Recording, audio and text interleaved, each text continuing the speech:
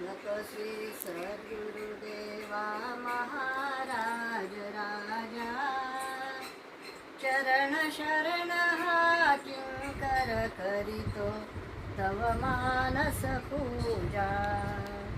नील नभाचा मंडप तुलसी आसन धरणीचे, पूजेचे उपचार आवघे ईश्वर करणीचे। स्वर्गंगेचे उदक आणुनी द्विज स्नानाशी, आकाशाचे तलम वस्त्र ते अंग पुसायासी।